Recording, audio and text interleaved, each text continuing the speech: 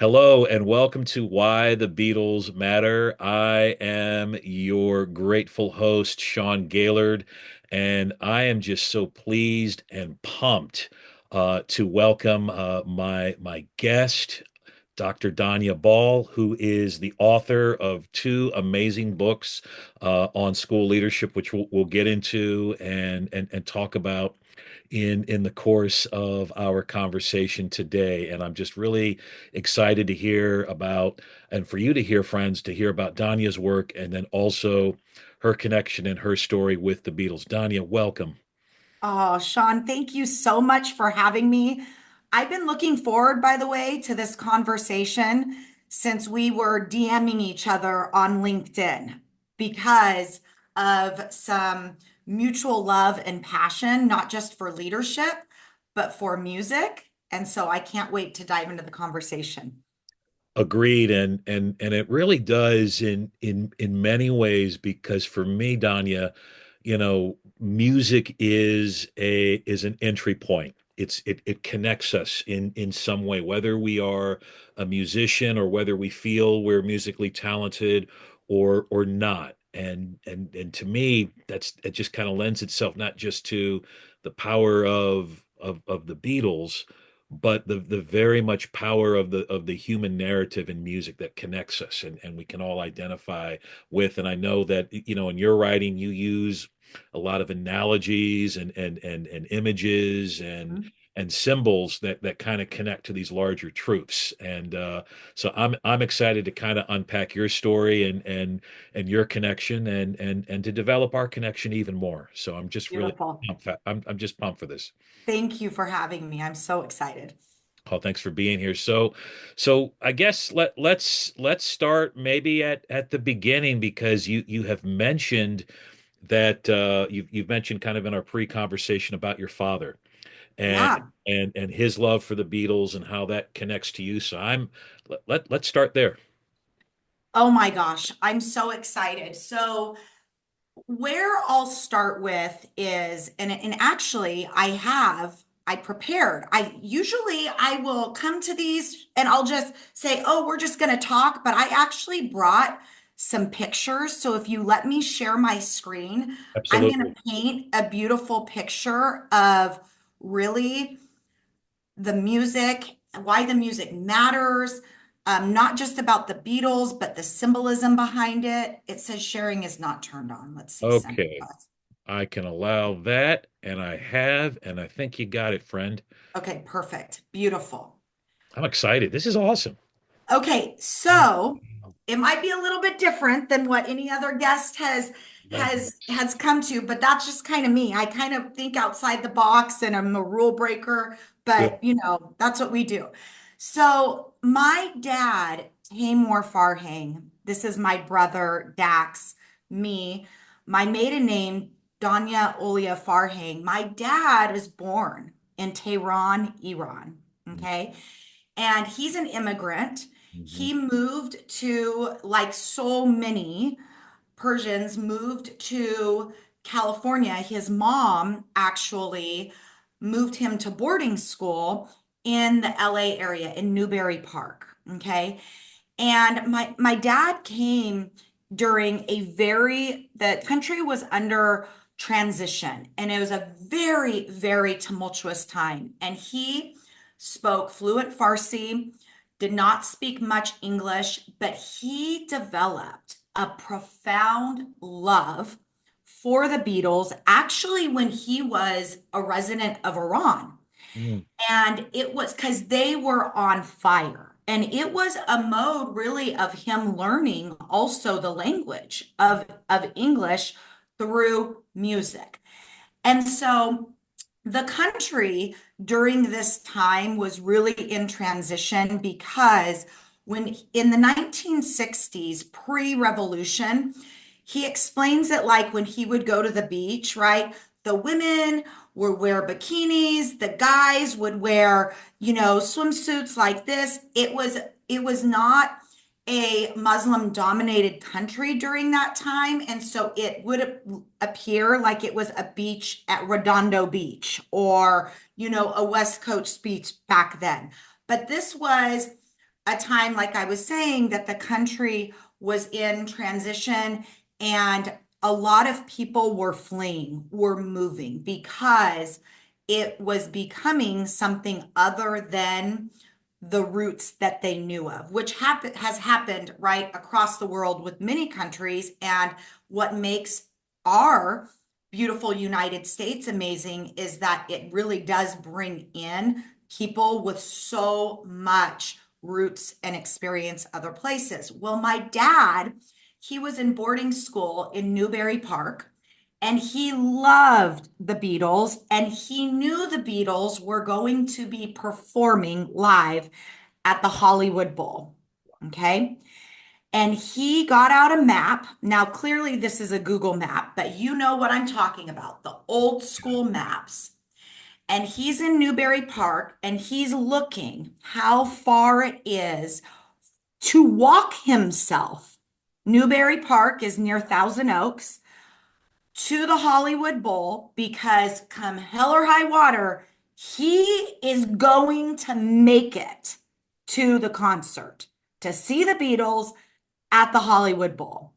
He's always had a relentless spirit of, I'm going to make it there because this band has been like my core, right? It symbolizes so much. It not just symbolizes language acquisition, but truly survival Mm. because of coming to the country without really knowing anyone, really immersing in a new culture. But the Beatles was home to him Mhm. because it was a thorough line right back to the old country, but still a symbolism of hope, of perseverance. So he literally, Sean, starts walking out of the boarding school in Newbury Park to Hollywood Bowl.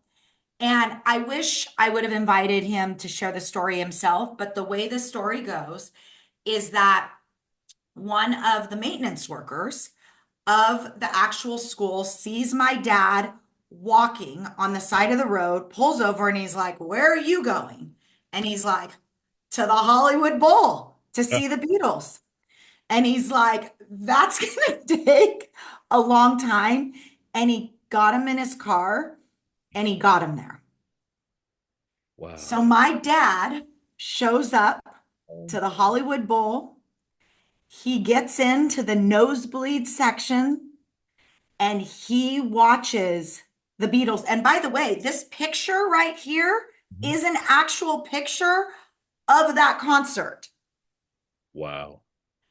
And so he went to the concert, time of his life, right? He is 16, I believe, at the time. And really, this is in 1965, Mhm. in the summer of 1965. And so, right, this isn't during their prime time. I mean, this was huge for him to be able to see this concert. But I'm going to stop sharing now. So going back, right, to yes, that story is powerful, but it's not just about the music. It's not just about him being at the Hollywood Bowl listening to his favorite songs and singing along. It's about the relentless spirit to overcome the biggest challenges in life.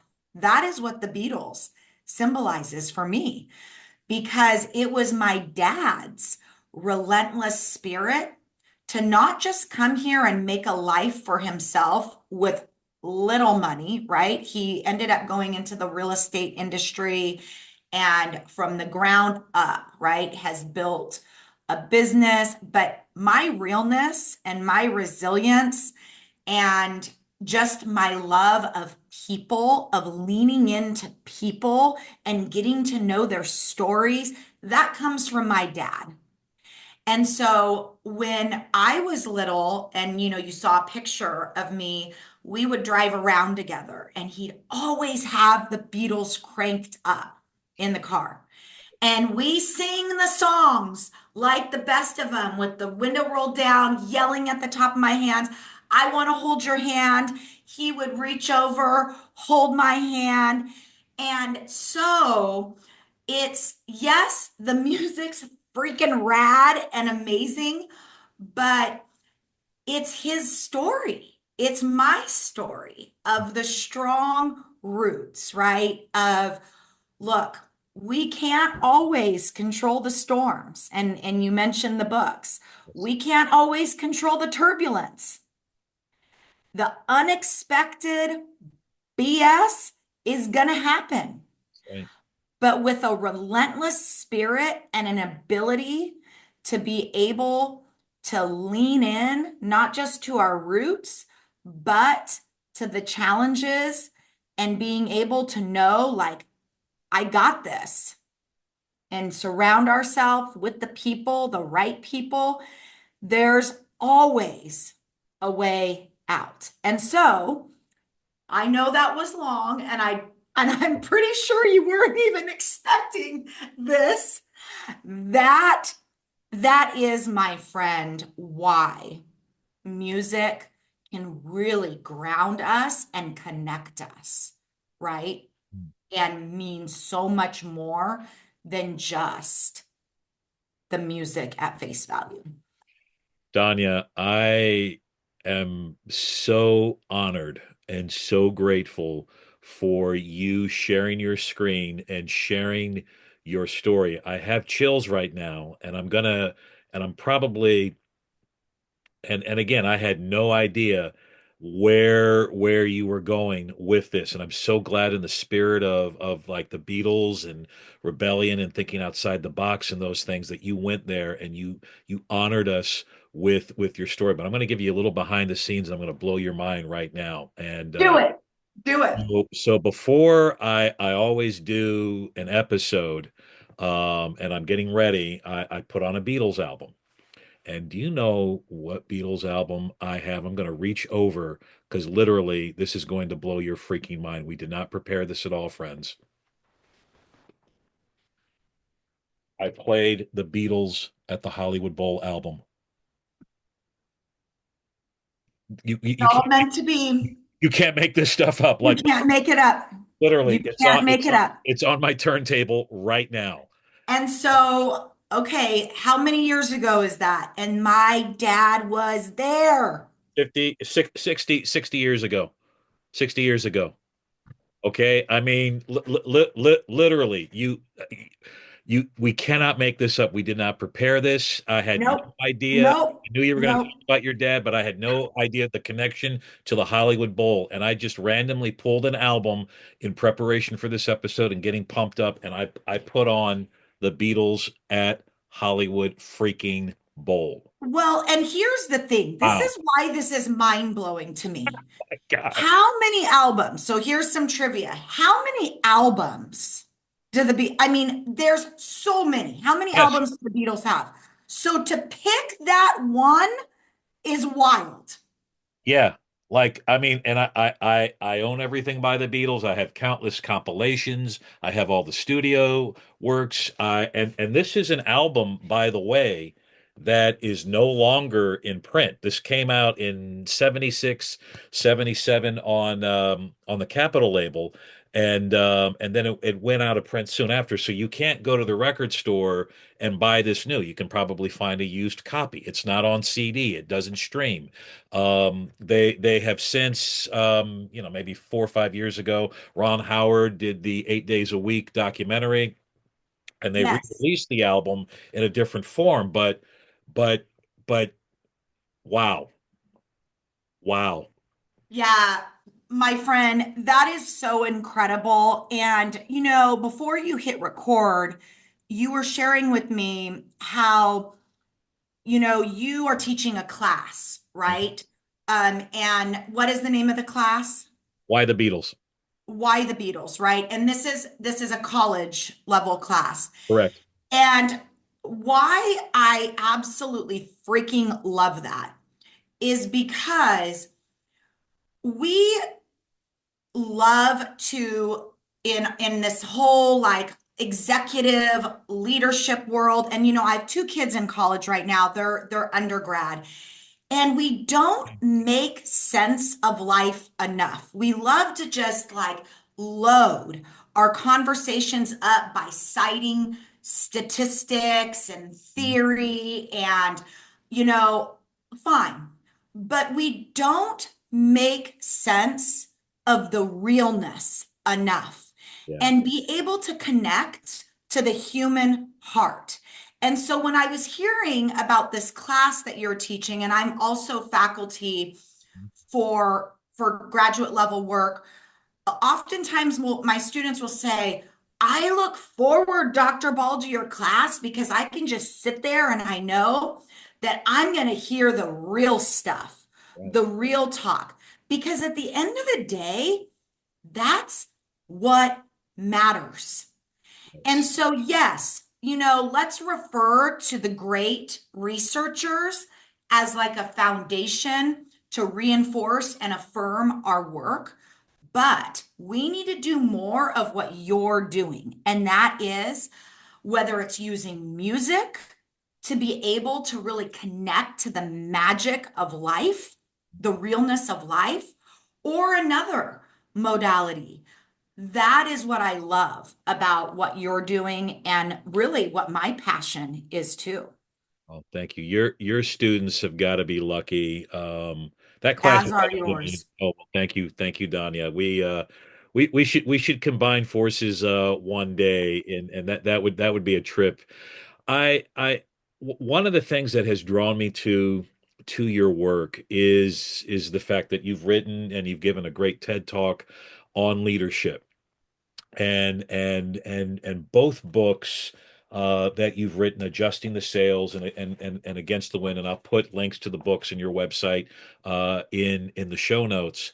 Both books kind of echo this realness of leadership, this authenticity, and I know that's something specifically for John Lennon when Yes. when the Beatles broke up, he his first solo album was very much him destroying the myth of the Beatles, so to speak, and him coming into his own. He was about to turn 30. He's at a crossroads in his life, and he's trying to kind of recalibrate and adjust his own sails for being a solo artist. He's Solo artist. Yoko, Yep. and then in that 1970 album, John Lennon Plastic Ono Band, where he basically says the dream is over. Um, how does in Yeah. your own leadership this notion Mhm. of realness connect in your own work as a leader, and then what kind of inspiration do you draw from the Beatles in that? Well, one word, rejection. Mm, Okay.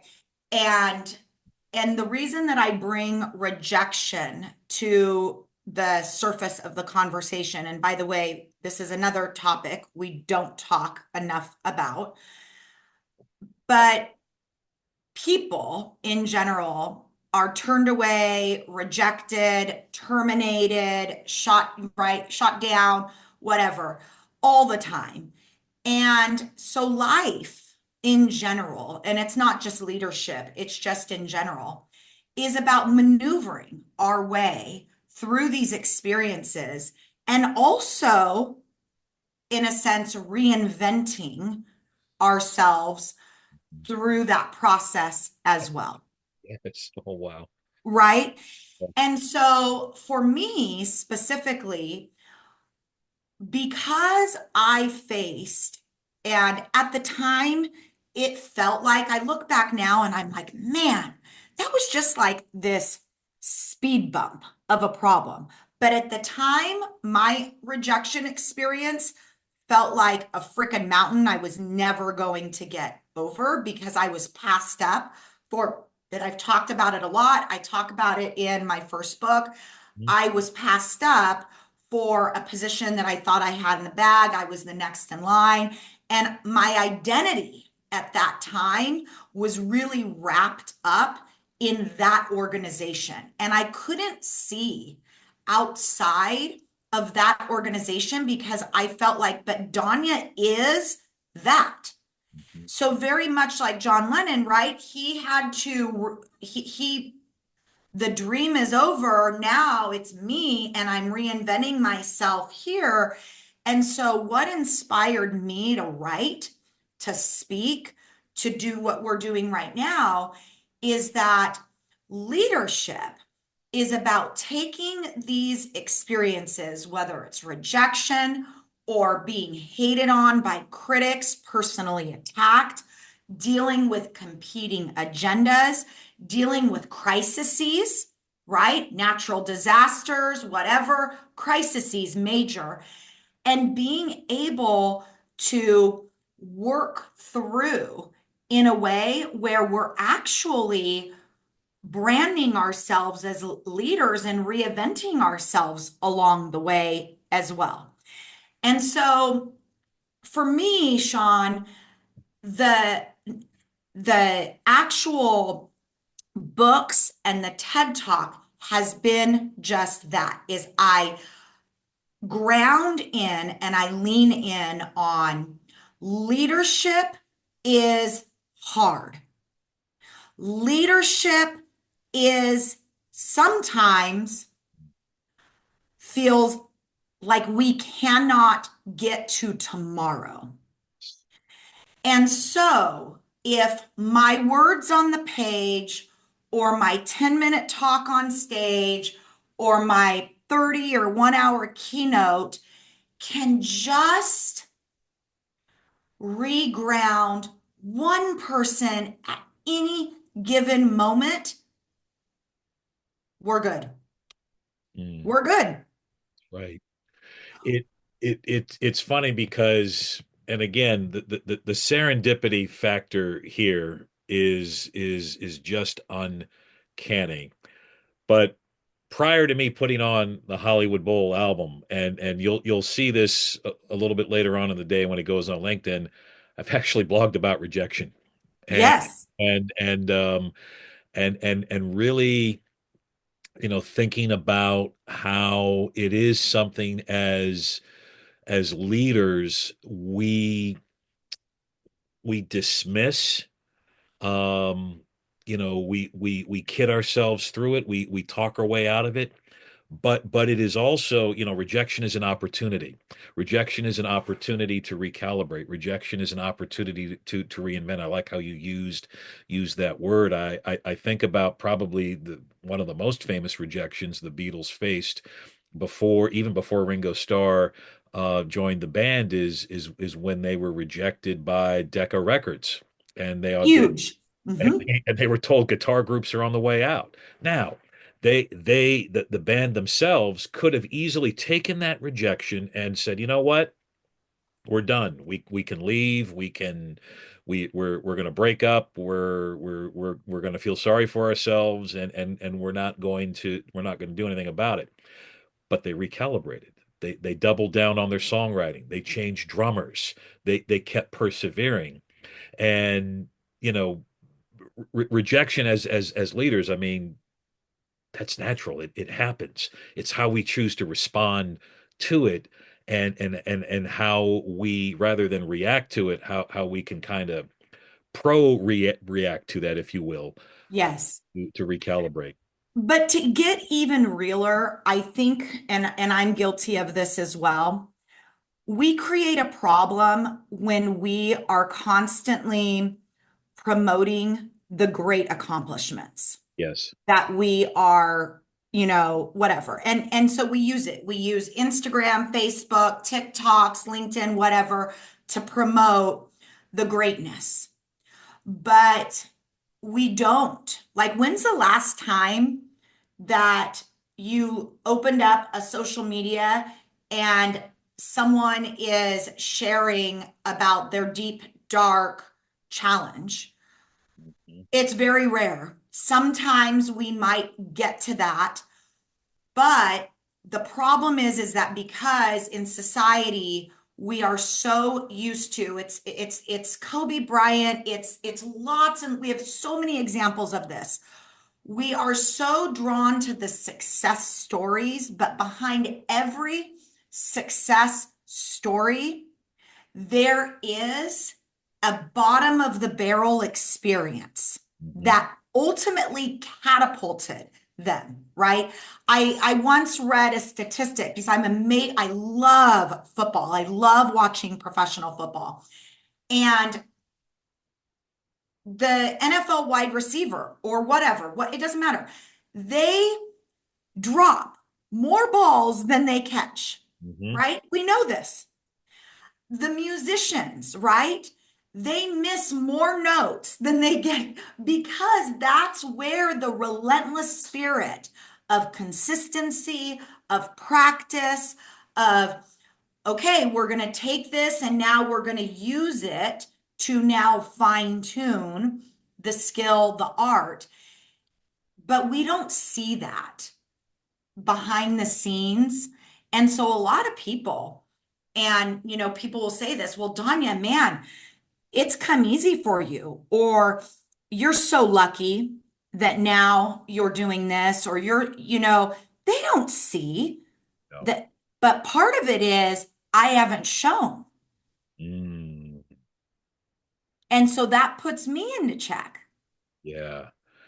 That it kind of reminds me of I'm thinking of the Beatles song "Hey Jude," and if you listen real carefully and put the headphones on, you can hear Paul McCartney make a mistake at the very beginning of the song. He makes a mistake and he curses and it's That's amazing. Yes. and the Beatles decided they were amused by that and they decided to just leave it in there. And It's going in. going in, we're just leaving it. And I think that's so key as leaders in terms of that realness. There comes some vulnerability and being able to kind of put yourself out there, warts and all, and to say, hey, I don't have it all figured out. I'm sorry, I screwed up. It didn't work the first time. Let's, it was a stupid idea, or I communicated it poorly. I mean, that it takes a lot of kind of internal fortitude to do that, to be that vulnerable. Absolutely. And in my TED Talk and a lot of the keynotes that I've been doing on the leadership crisis, and I talk about the cure to the leadership crisis. And the reason I'm bringing this up is because it's directly aligned with what we're talking about right now, and that is authentic leadership, right? And how people in organizations, and it really is cross sector, certainly education, they want to be able to connect to the multifaceted lives of the leader. They don't want to just connect to the title of principal. They Mhm. know that the leader is a principal. They know that the leader is a superintendent or a director or whatever. But what gets people to stay and to engage in work and in organizations is when they can connect at such a real level to their leaders where the leaders know them. And so it's this synergistic yin and yang relationship. But the problem is, and we see this all around us, is that leaders might do one or two things. Number one, they don't show any realness, and it is just about, I am a principal, and you're only going to get the principal talk Right. and initiatives and whatever. Or the other side of it, where they show them all their cards, Yes. all their life. And that has the potential to backfire because of then a diminished respect, right? And so this is the dance where I can be an authentic leader and show you my realness, but I don't have to also show you everything at any given time. And that is still definitely authenticity Mhm. and relationship building. So leaders have to be able to read the room, to lead the room, and know how much I can share and be real with any given group as well. And that also, I know, connects tenfold to music and to musicians because look, play sets, okay? And we've studied this. They're not always the same. The best groups and bands and musicians, they differentiate their Mhm. playlists, their sets for where they're playing and the groups that we're with because they know what is going to capture their heart and to engage them. Yes. That's a huge leadership takeaway. Yes, absolutely. And I think about kind of my former musician days, and I wasn't always the most dutiful of bandmates because I always preferred the bands where we didn't have a set list and we would improvise, Mm. ad lib, and figure it out as we go along. Oh, there's a time and place for that because in leadership, you do need to have a little bit of strategy. You do need to have a little bit of a plan, but you also, I think, there's that balance where you have to give yourself a little bit of leeway to go off script, to go off the set list, to experiment and to go, well, I wonder where this will end up, or Yes. I'll Well, I love John Fogerty. oh, John same here. Fogerty is okay, so Tom Petty and John Fogerty are probably, if I'm like having the shittiest of shits days, they're going to change everything in 5 minutes for me. Right. Okay. So they're my go-to. And I had the opportunity to see John Fogerty. He's still touring. Yes, he So is. I had the opportunity to see him in November or December. My dad got me tickets to see John Fogerty in concert in Porterville, which is a rural town near where I live. Okay. And it's And also the name so of a CCR song, Porterville. That's right. and by the way, so he explains in concert to the crowd about how he just secured the song rights Right. to all of his CCR songs because I'm such a fangirl of John Fogerty. I have Blue Moon Swamp. I have all his albums, Nice. but I know CCR is what people crave, right? So I'm there and I'm like, man, I hope he plays outside of his CCR. I hope he goes, well, he didn't because we know what the audience wants. But this is Right. what's super interesting. The song Lodi. Yeah, CCR. Lodi is a town about 2 hours north of us on Highway 99. And he didn't play Lodi. And Hmm. as we were leaving, I will tell you, because we were up near the front, all I'm hearing is what do you think people are saying? Why didn't he play Lodi? Lodi. Because it's like that's what people, right, in our area, in our valley, they hear Lodi and they connect to him, to their roots, to so much more than just the music. But because it wasn't played and the concert was amazing and he did a phenomenal job, but that's what people were talking about. Wow. And so in leadership, right, I think about what am I not saying or what am I not doing to Hmm. connect or to engage with the people that I'm serving? That could be our parents, that could be our students, that could be our staff, my board members. What am I leaving out? And that reflection, if we're not doing it, we're missing the mark.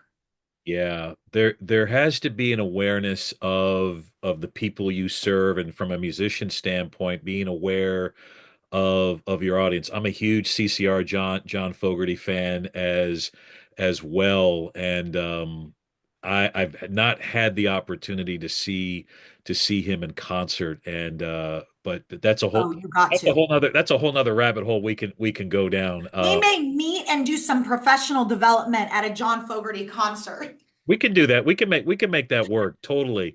I and just from the Beatles standpoint, Hmm. Hmm. they were very much like, as I've talked about before, their earliest songs. You mentioned, with your dad, I want to hold your hand. All of those kind of personal second pronouns were purposeful in order to connect with the audience, so that you would think, oh, well, Paul and John want to hold my hand. She loves you, love me do. Uh, Hmm.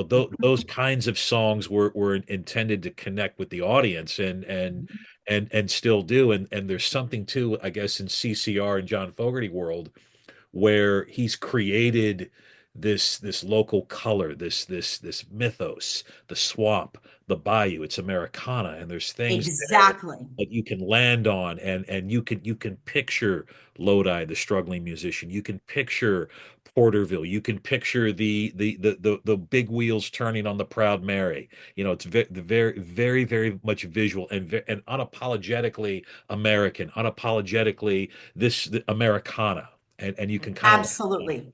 transcend these ideals that people can connect with. It's powerful. I love that. And it's very much in leadership. For you, Danya, what are those Beatle tunes that kind of, you mentioned I want to hold your hand earlier, as being a memory with your dad and rocking out and rolling down the windows. What are those Beatles songs for you that inspire you or captivate you or move you or even inspire your leadership? So 8 days a week was it. That's on my playlist. So when am walking, 8 days a week is a major go-to. All my lovin'. I mean, I could go on and on and on. Obla di, obla da is like a just a fun, right? Sing along that I absolutely love. And then of course the classic twist and shout. So check this out. When I actually did my TED Talk, when it was like when I was on stage in my hometown at the local theater, afterwards we had like this family dinner. And it was at a place where they have live music, of course. And the band, who I love, it's a local band, they shout out, by the way, to Crawdaddies and Keith, and the music's amazing. They play a ton of Beatles music, cover songs, and they played Twist and Shout. And my dad and I can show you, we were on the dance floor because it is about coming alive. Hmm. A coming alive, right?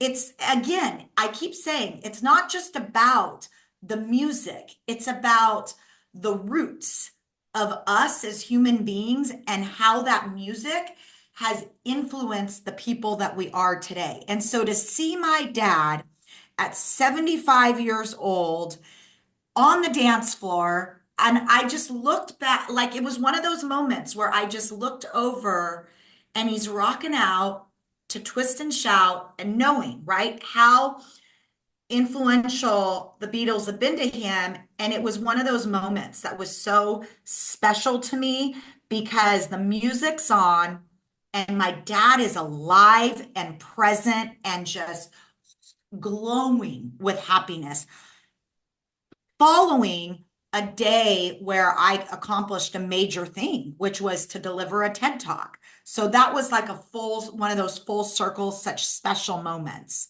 So there's so many songs that I just absolutely love. Wow, I that could go on and on. that's so powerful, and I will definitely, in the show notes, and when I promote this episode, definitely have the link to your TED Talk, which I think is essential viewing, and captivating, and compelling.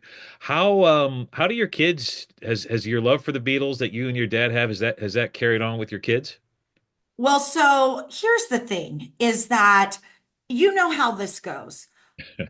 Kids. That's it. Just stop. Kids, Just kids. leave it there. But this is what's awesome and I love about my kids, and I'm hoping that they'll pass this on to their kids. And my oldest is 21, my youngest is 14. And so we have, kind of a very eclectic music listening that's happening.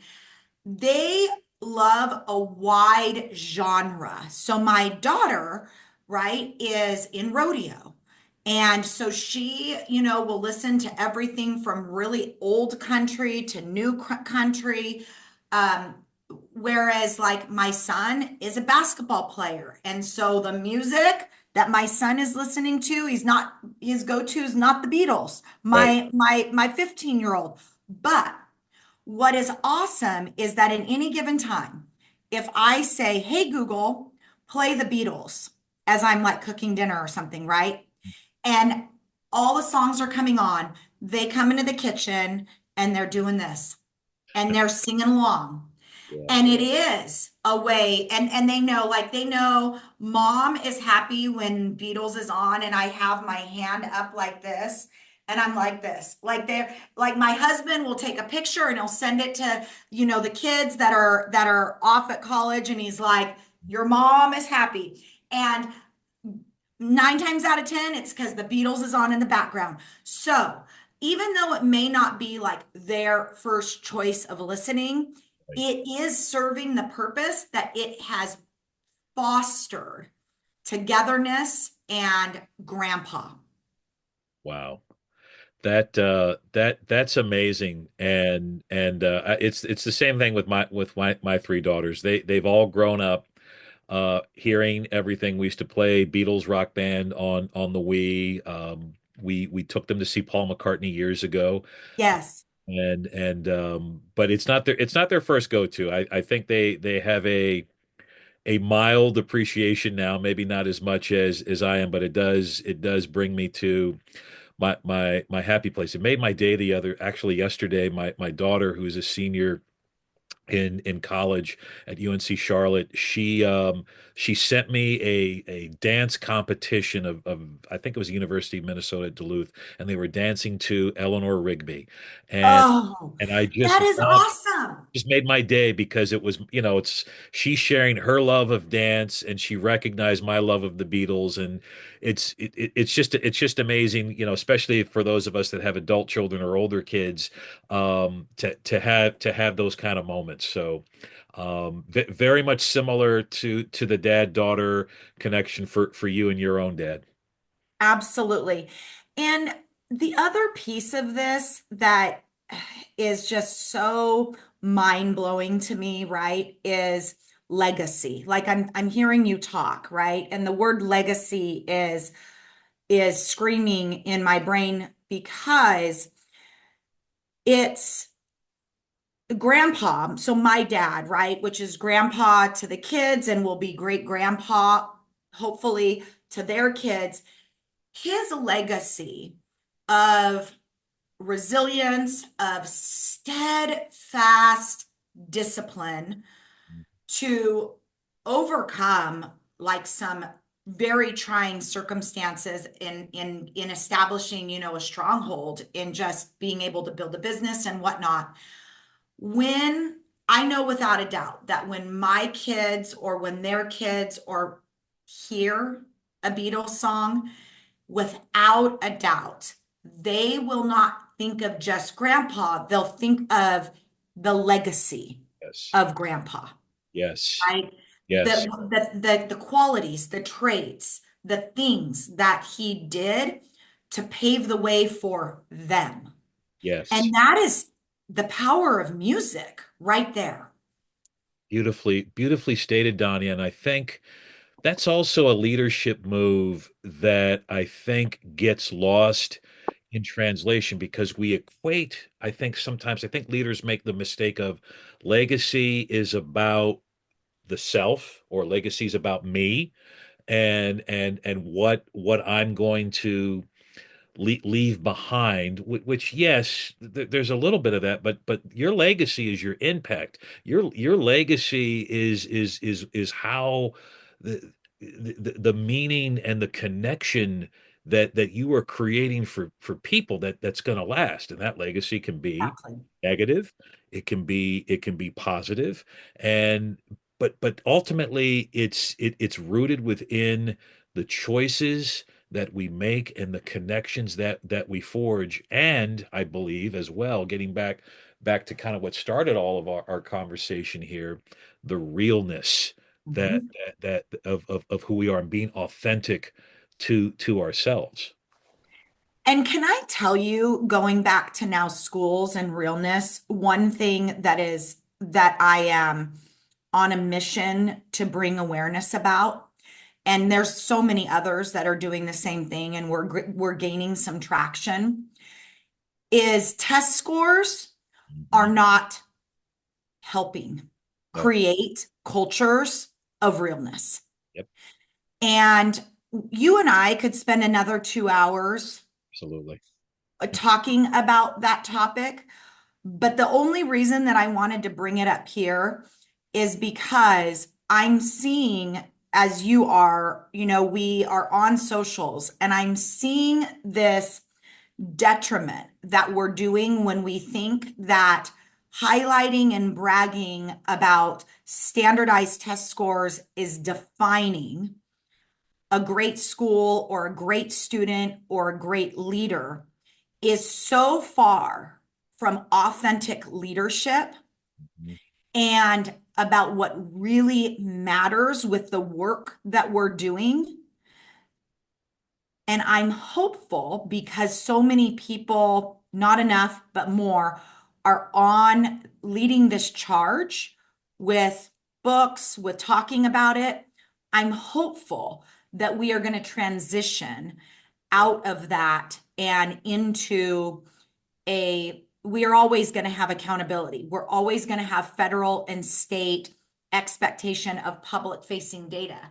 However, there is nothing to say that leaders can highlight the realness of what really matters versus using presentations and socials or whatever to highlight that this one-time quantifiable metric is now defining greatness. And it's actually super disheartening to me how many are still in that camp because I see it. Yeah, it is demoralizing. Yes. It does create so many levels of falsity. Now, again, there's accountability and then there's accountability. And when folks get caught up in the wrong kind of accountability, I believe ultimately it's not best for kids, it's not best for teachers. It's also not best for those who are leading. And we equate greatness with this ephemeral quantifier. So I challenge folks who are tuning in, name every school in the last 10 years that achieved some level of testing greatness. Without Googling, without AI in it, uh, no one can. No one can. What people remember when it comes to school is, how did Dr. Ball make me feel when I was in her class? Mhm. If I had the great opportunity to be a principal in your district, how did Dr. Ball inspire me to be my best self? Mhm. Or to be a better leader, or to be a better steward? Or how did the teacher in that classroom move me, or make me feel a sense of belonging that I didn't normally feel in my community or my neighborhood, because I'm alienated because of this, that, or the other. That's what people itemize. That's what people can list, and that's what people can enumerate, rather than a bloody test score or what have you. Again, there's accountability, and then there's accountability, and that's a whole nother Yes. rabbit hole that we can get into. I'm glad you brought Yes. But and then and then here's the other piece, Sean, is that the Beatles were great when they were performing for an intimate group Mhm. of 5 people. They're great when they're performing at the Hollywood Bowl. What is their quantifiable metric of greatness, right? And when we lose ourselves, and I hear musicians talk about this, when we lose ourselves on, well, I'm only great if I sell this many tickets Right. or I fill this many seats, we're going to miss the mark. And I feel like that's what's happened with leaders is they've drank this Kool-Aid of I'm only a great leader if I can achieve 62.85 meeting and exceeding, Yeah. right? Yeah.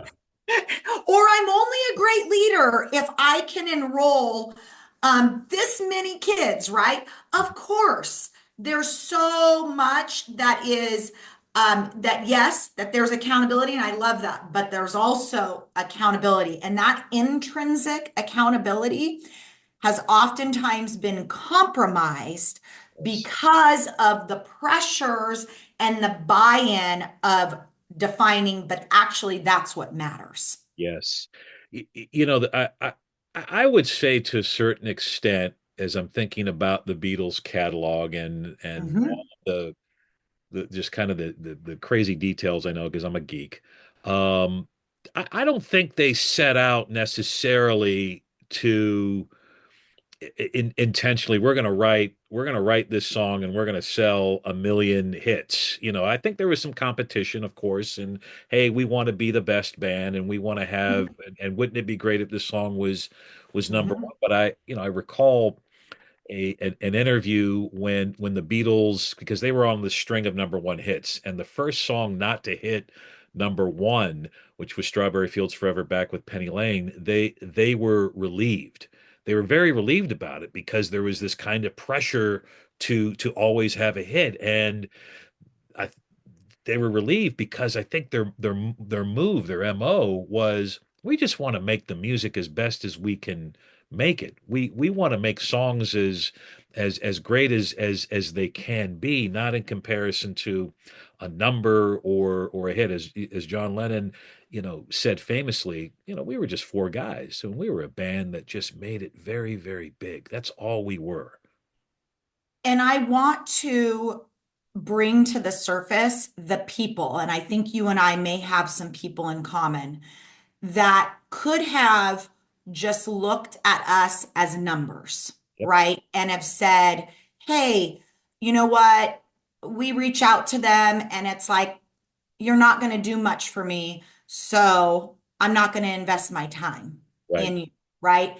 And I want to give a shout out here to the amazing Dave Burgess. Yeah. And the reason I'm going to do that is because there was a moment where I was really at a crossroads. And by the way, he did not publish. It was a mistake on my part. He did not publish my book one or two because I wasn't even aware of him at that point. But I was introduced to him in another very interesting way. But what I want to just say about this real quick, because I could ramble forever, is I reached out to him for some advice. And it was more of speaking advice. Mhm. And at the time, I was like, he's probably not going to even respond because he's not really getting anything out of me, which is, publish my books or whatever.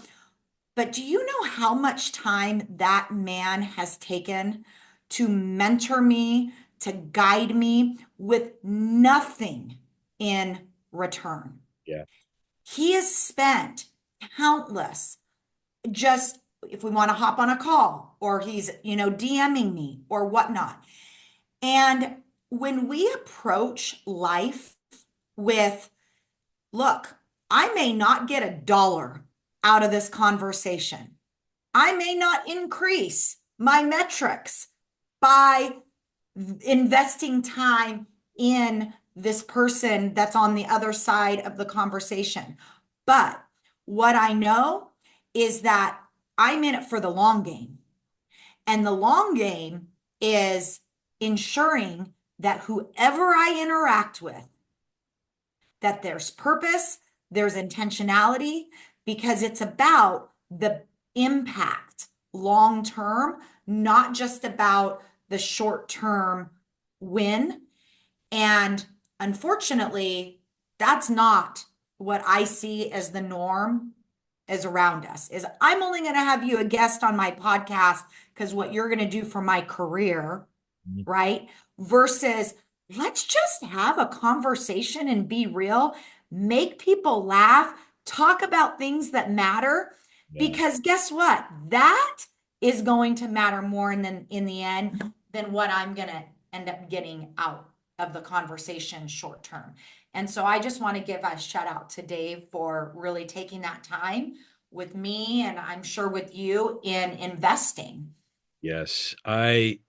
There's definite shout out today for a lot of levels, and I'm glad that you brought him up because I think how you frame that he does not get enough credit for, and that's a leadership move. You know, investing in people and believing in your people. He believed in this crazy idea that I had, and again, I'm from nowhere. I'm not I always I refer to myself as I'm on the D list because I am. I'm not this big best-selling author, but I came to him with this idea of, well, the pepper effect, and he believed in that and published that book. And still we're connected. He still promotes it. He still encourages me. He's truly a gifted leader. And so Absolutely. and because of that investment in time and belief in people is again that's legacy, right? So definite shout out to Dave and definite shout out. I actually happen to have a copy of the Pepper Effect close by, and I always thank him internally or externally any chance that I get because he saw something in this crazy idea. And but you're right, like even with this conversation, as and we're getting meta here, which is cool, and real, which is even cooler, is okay, there may be two people that are listening to this conversation, and I'm glad that they are. But at the end of the day, I'm forging a connection with you. I'm forging meaning with you, and I'm better for it.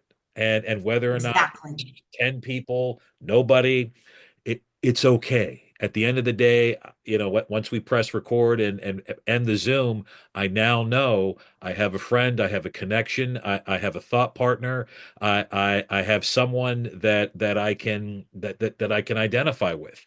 And to me, that's why the Beatles matter. Again, I don't think I would have worked up the courage to say, after I read when I because I've read both your books. I read both your books when they came out, and I'm kind of a shy fanboy kind of person, and here we are on LinkedIn, and I wrote something about the Beatles, and then you kind of landed on that, and that's again we have this That's connection. That's connection. authenticity. Exactly. That's I what love it. that's what happens, and Yes. and then the Hollywood Bowl, you tell Why? I can't wait to get off this yeah, and call my dad. And then even better yet, once this goes live, to have him listen in, yeah. watch it, because it's gonna blow his mind. I would encourage you if you haven't done it already, Danya, because I know you're in California, you both need to make a pilgrimage to the Hollywood Bowl. It's Oh, for sure. ending. You all got to go. And I don't know if Paul McCartney, I know Paul and Ringo still tour. I don't even know if that's on their itinerary, but you really I think that would just be a neat full circle trip for you and your dad to both visit there and make a pilgrimage there.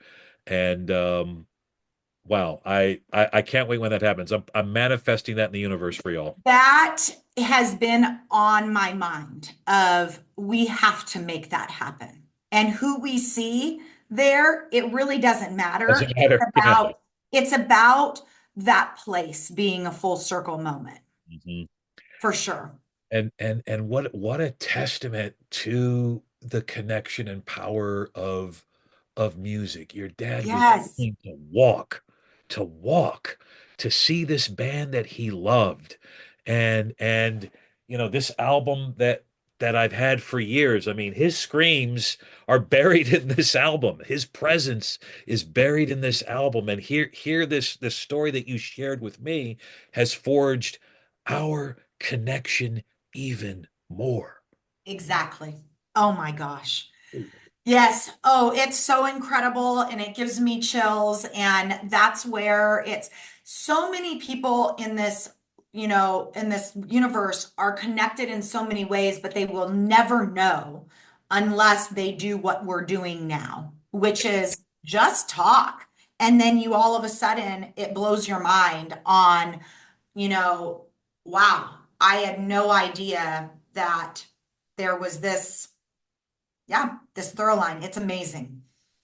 But that's important for leaders to remember as and I know I want to wrap up and I want you to talk to your dad like as soon as possible, but I think I will. I'll be calling him right you got to afterward. call him right immediately, but it that's important for leaders to remember because and you know this and you've been there and you are in the trenches and we sometimes allow the deadlines and the emails and the phone calls and the text messages and the stuff that we have to do get in the way or be barriers to the connections that that are so desperately needed in this world, so desperately needed in education or whatever organization that you're in, and to find those entry points. I think that's so important for any leader or aspiring leader to be in here. If it's not the Beatles, if it's not John Fogerty, if it's stamp collecting, if that's your way in to forge a connection with someone,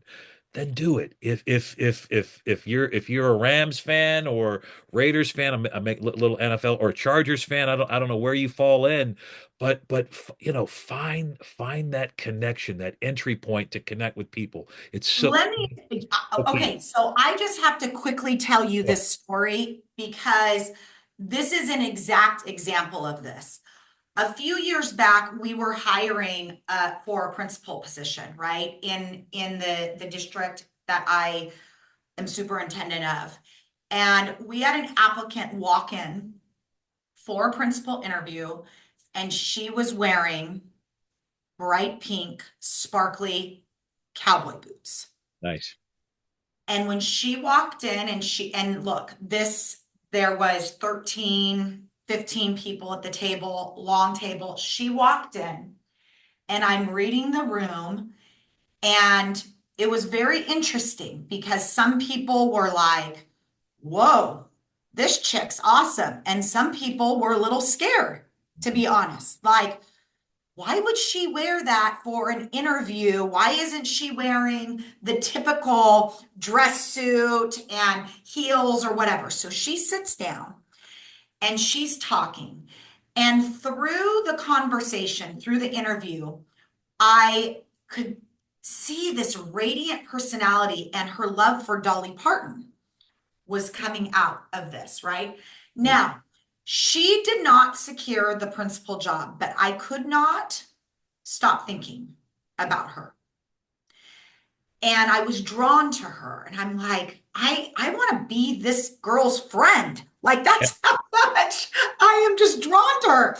Because she took a risk. And although she didn't land the job, there was a purpose that that interaction served. Mm. So, long story short, there was then a vice principal opening because the principal position was filled internally.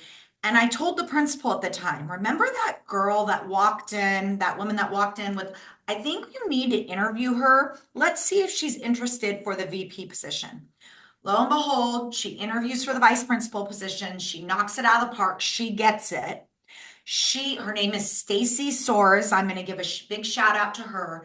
She is now principal of that school, and she has taught me more about taking the chance of realness than anyone else in my life because she has set a culture of that school of her. You should see her office. She has like a bright pink theme going on and Dolly Parton galore, and she comes dressed in the most interesting of things for like theme days.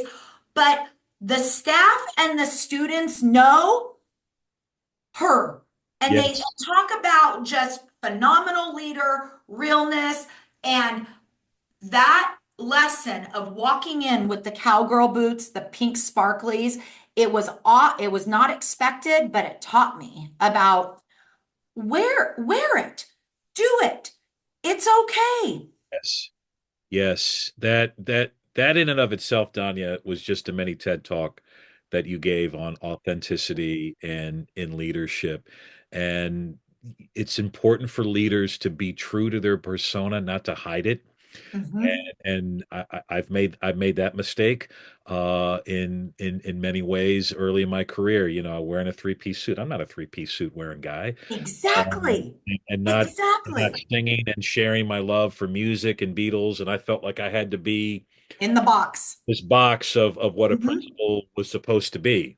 And Hmm. I quickly learned that was going to get me nowhere, and that the heroes that I love, such as the Beatles, who were real and authentic in themselves and in their skin, and evolving and creating and innovating, I needed to be that person who I was, who I truly was, and grateful to be. And that's wow. What a great anecdote there. Thank you for sharing that. Just wanted to share that out because, right, she is doing the hard work as a leader and has experienced some crazy, crazy challenges. She could probably write her own book just based on year one of the principalship.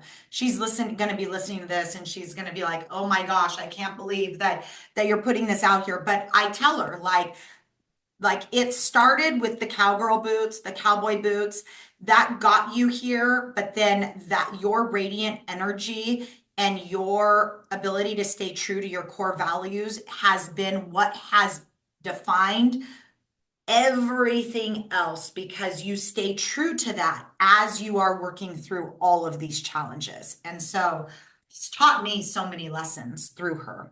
Well, lead like Dolly, and fun fact about Dolly Parton, and I hope your friend Stacy probably knows this, and she just sounds like the kind of leader that I would want to work for. So how great that you all have that connection. But Dolly Parton's last album was a rock album, and she got the two surviving Beatles to reunite on a track, a remake of Let It Be, and Paul McCartney Wow. and Ringo Starr are on that track, and they typically will guest on each other's music. They rarely, I don't think they've ever like any Beatle has in the solo years have gotten on somebody else's album. So I mean, Dolly Parton, who is iconic and the kind of friend that we all want, for her to get the two surviving Beatles to come together and to reunite, that's pretty cool. Huge, Huge, huge. huge. Donya, what's next for you? What do you got cooking? I see those wheels turning. I know that you're teaching class. You've done various speaking gigs. You've got a district that you are leading and empowering. What's next for you? Every day I just want to do exactly what you and I are doing right now. I crave this, right? And so I'm very strategic on when I solidify a project, whether it's I'm going to be writing a third book, the Excellent. TED Talk, which is titled "We're Facing a Leadership Crisis. Here's the Cure." Really, that 10-minute project served as a foundation of my next book, of future speaking engagements that I do. And so that next book will be on the horizon. The majority of the content is up here. And as a fellow author, I have no idea when I'm going to start writing. I made the mistake between book one and two of not giving myself enough time, and that really was not good for my own personal health and sanity. So Dave has actually been instrumental on, look, the content is timeless, so you just need to do it when it's right. And so I need to be very mindful to not burn it at both ends. And so authoring is going to continue to happen, speaking is going to continue to happen, and teaching at the college level is absolutely going to continue to happen because just like you, once a teacher, always a teacher, and teaching adults is just amazing because, right, it's that impact, it's that trickle down effect of then the impact that they're making. And so I absolutely love all of those projects. So that's really where I'm going to be narrowing and focusing. Well, I look forward to continuing to follow the trajectory of your career, and I'm pumped that because I was going to ask, is there a third book in the works? And I will patiently wait for it. And I know that as you allow it to marinate, it will just be great when it comes out. So I look forward to that. And like I said, I will put all of your links and your content in the show notes. Danya, I feel Thank you like so much. thank you. I feel like I have made a lifelong friend at this moment and a bandmate and a thought partner and I am just so enriched and fulfilled and grateful for our time together, friend. Sean, always, it's been an honor to have this conversation with you, and I feel the exact same. I'm pretty sure we'll be seeing a concert at some point together, whether it's Fogerty or even a Beatles cover band. We will be seeing a concert together at some point. Yes, definitely. I see that definitely happening in some way. You can I can experience John Fogerty live with you. Again, I'm uh, there's a whole nother CCR rabbit hole because I went through a time in high school before this is just a really weird fun fact, and I know this is why the Beatles matter. Maybe we need to retitle this episode "Why Music Matters." But Yes. I'm such a fan of CCR that when I was in high school in the 80s, that I wore flannel shirts to emulate John Fogerty because I thought that was the coolest thing, and I used to get made fun of. This is before, um, flannel shirts became a thing with Pearl Jam, and because I went to high school in the early '80s, and I used to get so much junk for being that. I get made fun of because I listen to old music, but all of those, I hung in there, and wore my flannel shirt and wore my cowboy boots and had my little CCR freak I love flag. it. I love it. So definitely Fogerty or whatever it is, or a Beatles cover band, or a dive bar in Bakersfield. We got to do that. Please. Oh, my girls will meet you there. My husband will meet you there. Yes, We will be there. yes, Oh, yes. yes, absolutely. We'll do it. I'll bring the missus. We'll take over the place, and Yes. first round's on me. Second on me. You got it, friend. Friends, this has been a great and just uplifting and real episode with Donya Ball. She is the author of two great books, Adjusting the Sails, Weathering the Storms of Administrative Leadership, and followed up by Against the Wind, Leadership at 36,000 Feet. And we have to give a special shout out to her beloved father and first generation Beatles fan. And if you're in the Hollywood Bowl area, those of you who are tuning in, tweet it out, put it out there, tag Donnie and I so we can share it with her dad, and we're going to manifest for Donnie and her father to make a pilgrimage to the Hollywood Bowl. My We're God, going. of all the albums, of all the albums, It's so wild. of all the freaking albums. I This, got to call him right now about this. yes. All right. This is Thank why the you so Beatles. much, Sean. Thank you, Danya. Why the Beatles matter. This is Sean Gaylord with Donya Ball. Stay fab as always. Thanks again for tuning in.